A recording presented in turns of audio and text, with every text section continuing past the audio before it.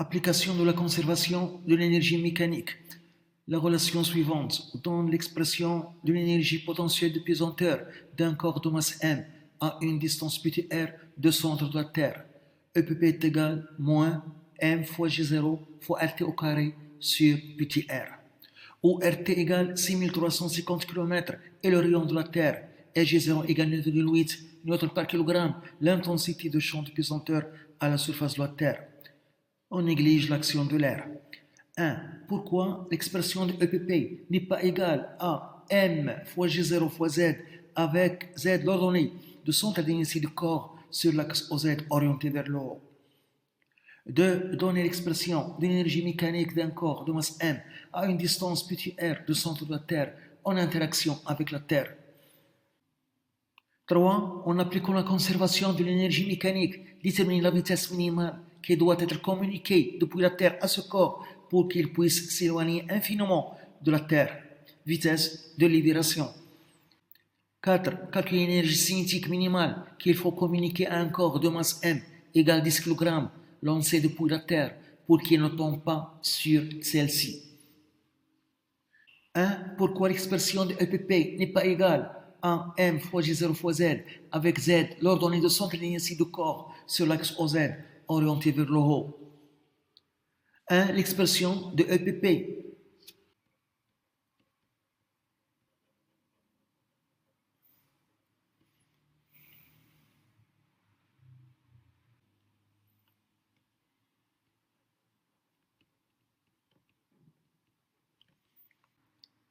Ces lignes rouges sont les lignes de champ de pesanteur. Ces lignes de champ passent par le même point qui est le centre de la Terre. On dit que le champ est radial. Le vecteur champ de pesanteur G est tangent en chaque point de ligne de champ. Le vecteur champ de pesanteur G a pour direction la direction radiale passant par le centre de la Terre et a pour sens vers le centre de la Terre. Sa valeur dépend de la distance entre le centre de la Terre et le point considéré du champ.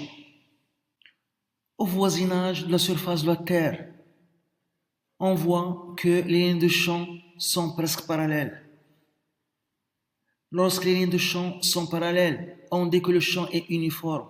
Dans ce cas, le vecteur champ de pesanteur a la même direction, le même sens et la même intensité G, 9,8 Newton par kilogramme. Ici, on a deux points A et B qui sont voisins de la surface de la Terre et on va calculer l'énergie potentielle de pesanteur en utilisant cette relation. EPP est égal moins m fois G0 fois le rayon de la Terre au carré sur la distance R entre le centre de la Terre et le point considéré. Le point A a pour altitude ZA, le point B a pour altitude ZB. On écrit donc l'énergie potentielle de pesanteur EPP en A est égale moins m fois G0 fois le rayon de la Terre RT au carré divisé par la distance R A. L'énergie potentielle EPP en B est égale moins m fois G0 fois RT au carré, le rayon de la Terre, divisé par RB. On calcule la différence. L'énergie potentielle de pesanteur en B moins l'énergie potentielle de pesanteur en A est égale. Donc on trouve m fois G0 fois RT au carré sur RA. Et RA est égal à RT plus ZA. L'altitude ZA est comptée à partir de la surface de la Terre. Donc c'est RT plus ZA moins M fois G0 fois le rayon de la Terre RT au carré divisé par RB qui est égal à RT plus ZB. Cette différence, c'est delta EPP, la variation de l'énergie potentielle de pesanteur, est égale. Je factorise par M fois G0 fois RT au carré. Facteur de 1 divisé par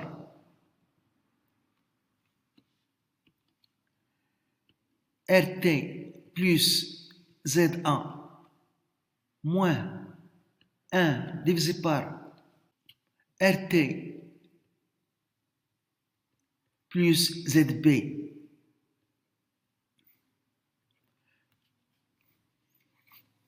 est égal M fois G0 fois RT au carré fois, je vais avoir en haut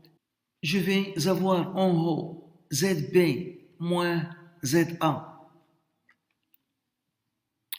En bas, j'effectue le produit RT plus ZA fois RT plus ZB.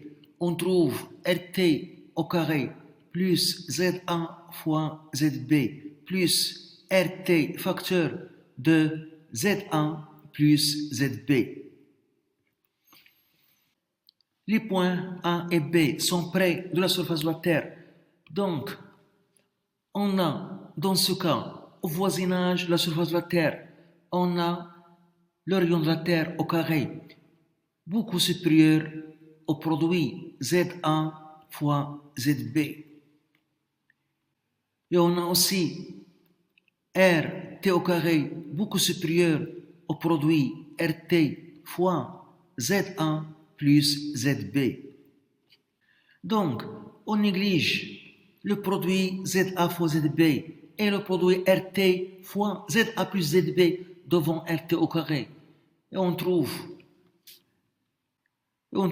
la variation de l'énergie potentielle de pesanteur est égale M fois G0 fois RT au carré fois ZB moins ZA divisé par le rayon de la Terre RT au carré. Je simplifie par RT au carré et je trouve M fois G0 fois ZB moins ZA. On a montré donc que l'énergie potentielle de pesanteur en B moins l'énergie potentielle de pesanteur en A est égale M fois G0 fois ZB moins M fois G0 fois ZA. Donc, on a montré que l'énergie potentielle de pesanteur est égale M fois G0 fois Z plus une constante. Donc, on a montré que cette expression EPP est égale M fois G0 fois Z plus une constante est valable au voisinage de la surface de la Terre, où on a un champ de pesanteur uniforme. C'est-à-dire le vecteur champ de pesanteur a la même direction, le même sens et la même intensité en chacun de ces points. De donner l'expression de l'énergie mécanique d'un corps de masse M à une distance petit r du centre de la Terre en interaction avec la Terre. De l'expression de l'énergie mécanique.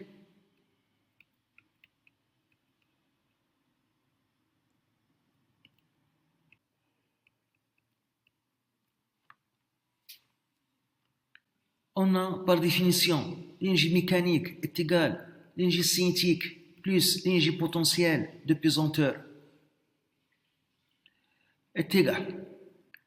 L'énergie cinétique, c'est 1/2 fois la masse fois la vitesse au carré plus l'énergie potentielle de pesanteur.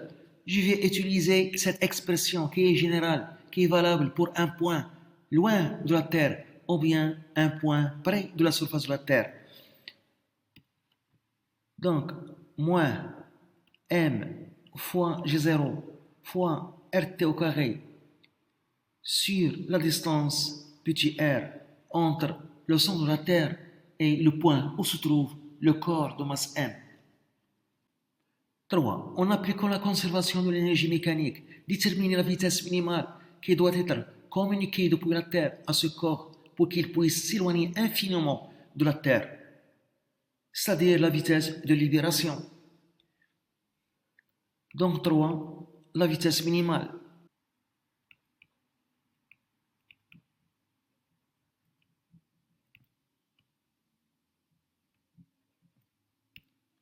Vitesse de libération.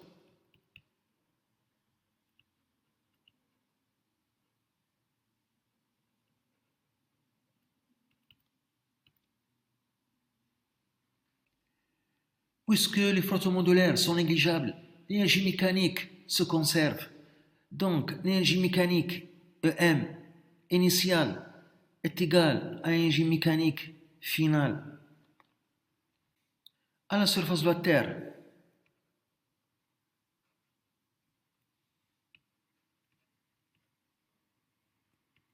on a l'énergie mécanique initiale est égale à 1 demi m fois la vitesse 0 au carré moins m fois g0 fois rt au carré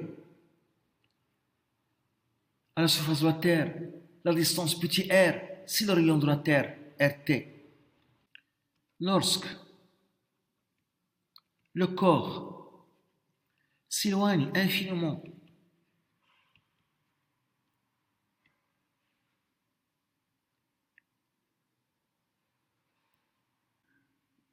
on a la distance r tend vers plus l'infini et l'énergie potentielle de pesanteur tend vers 0 d'après l'expression EPP est égal moins m fois g0 fois rt au carré sur la distance petit r.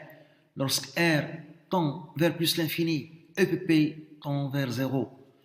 Et par suite, l'énergie mécanique finale est égale à 1 demi mv carré. Donc, la conservation de l'énergie mécanique devient 1 demi mv carré est égal à 1 demi mv0 au carré moins m fois g0 fois rt, en simplifiant par rt. Donc, on a 1 demi m v au carré est égal à 1 demi m v0 au carré moins m fois g0 fois rt. L'énergie cinétique est toujours positive en nul. Donc, 1 demi m v0 au carré moins m fois g0 fois rt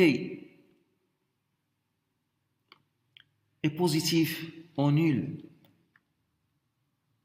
1 demi m v0 au carré est supérieur ou égal à m fois g0 fois rt, le rayon de la Terre.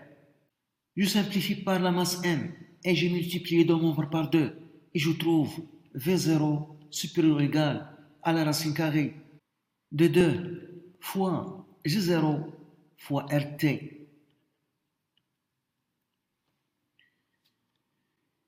Ça signifie que la vitesse v0 est supérieure ou égale à une valeur minimale. La valeur minimale égale la racine carrée de 2 fois g0 fois rt, le rayon de la Terre. Application numérique. La vitesse minimale qui est égale à la vitesse de libération est égale à la racine carrée de 2 g0 9,8 rt 6350 km en mètres fois 10 aux 3 11,2 fois 10 aux 3 mètres par seconde, ce qui donne 11,2 km par seconde. 11,2 km par seconde, c'est la vitesse de libération, c'est la vitesse minimale qu'il faut donner au corps à la surface de la Terre pour qu'il s'échappe à l'attraction terrestre, c'est-à-dire ne tombe plus sur la Terre. Et on voit que cette vitesse ne dépend pas de la masse du corps. La vitesse de libération, la vitesse minimale, est égale à la racine carrée de 2 fois J0 fois RT. Ne dépend pas de la masse du corps. 4. Calcule l'énergie cinétique minimale qu'il faut communiquer à un corps de masse M égale 10 kg lancé depuis la Terre pour qu'il ne tombe pas sur celle-ci. 4. L'énergie cinétique minimale.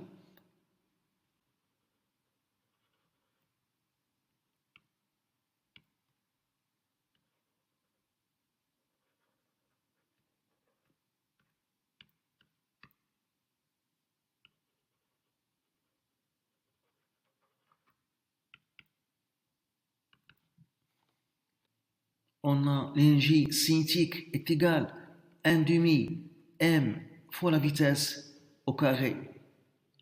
L'énergie cinétique de corps minimale. L'énergie cinétique minimale avec la vitesse minimale est égale à 1 demi m fois la vitesse minimale au carré, la vitesse de libération au carré. Application numérique 1 demi m 10 kg, la vitesse minimale 11,2 fois 10 aux 3 au carré est égal. On trouve 6,27 fois 10 aux 8 joules. 6,27 fois 10 aux 8 joules, c'est l'énergie cinétique minimale qu'il faut fournir à un corps de masse m égale 10 kg pour qu'il s'éloigne infiniment de la Terre et ne revienne plus à la Terre.